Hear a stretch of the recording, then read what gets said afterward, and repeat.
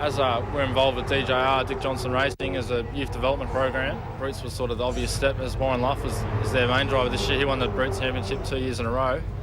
And it's good television coverage and all the rest of the stuff you sort of need to get yourself out there. There's Handlebars Kovacs in there as well as we go on board with Dirtman Lever. Gee, Ryal Harris isn't scared to get on with it, Bordo. Yeah, the OJ car getting the squeeze there big time. Orange car, Ryal Harris. Now, he's been picked up by Dick Johnson Racing as a future star. Came out of cards, but having a big day here at the moment. Oh, Set for a start here. This is highlights of race 1 in a very damp and slippery Sandown Park race a few weeks ago. These guys make every circuit look like it's wet conditions, Cam, and this is absolutely atrocious if you're mid-pack. Have a look at them winding their way through here. Ryal Harris and Rod Wilson, the pole sitter comes in. They touch doors through the S's there, through turn 3. Rod's got the big slide going onto the back straight, but holds the lead, and Brad...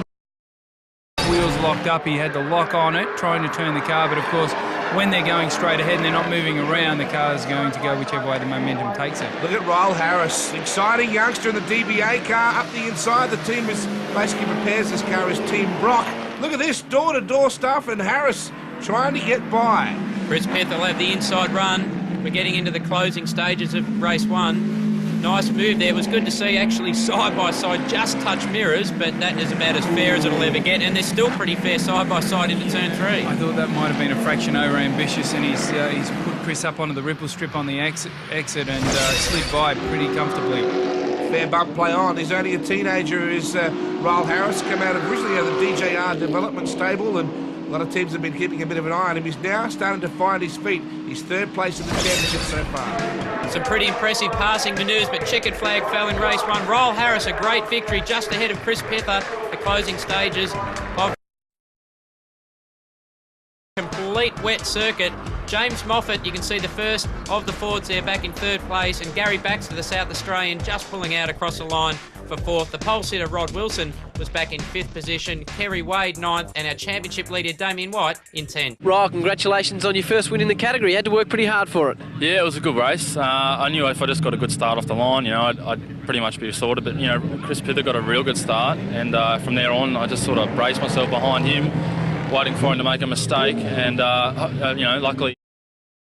Boys, looks like he has some sort of problem, so we're set for the final one. Race 3 from Sandown. Baxter's off the start line. Pither alongside. Pither actually gets a very good jump on his teammate Rod Wilson. And there's Alan Simonson coming through the middle, just making some room and squeezes through. So let's see who's quickest in the drive for this one. Well, Harris is doing a great job down the inside, but Pither, have a look how far he's gone in. Wow, miles too deep. Look at that, he's gone right through the sand trap and he's coming back on board, and there's smoke everywhere. Dave Griffin, it's really had it sewn up into the first corner. Had a huge lead. It's now given that to Baxter in the Sage Automation car. He won't cough it up either. These guys behind him will have to work very hard. Ryal Harris coming forward in the DBA brakes entry once more. Doing a great job in that car too, charging up through the grid. Well, we've got Damien White here, hope. This is actually a 10-minute timed race, race 3. So we're racing for 10 minutes. It's a screamer, it's a sprint, and you can tell Baxter stretched the legs away. Rod Wilson back up the front. Some local testing here recently has helped him get pole. They're using all the road, and Harris closely following in 3rd. Harris doing a fantastic job from 7th or 8th in the grid, and he's certainly got a good turn of speed in that car. He's all over Wilson. Someone who's very consistent today as well is James Moffat in that. Charlie Kovacs, and we've actually just heard from race control. It's a 10-minute race, so this is now the final lap. We're on the final lap. Baxter's blocking the inside of Dandenong Road.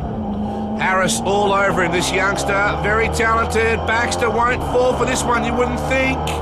Good battle here for the lead, guys. Ryal Harris is going the long way, and he's going to try and stay in, Brad, and that might give him the inside running.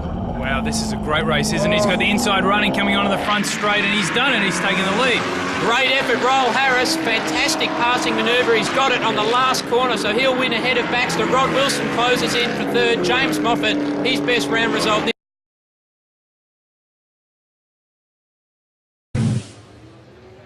Starting 9th, made up a lot of places on the first corner. Was in the 3rd and just made my way up to 1st from there.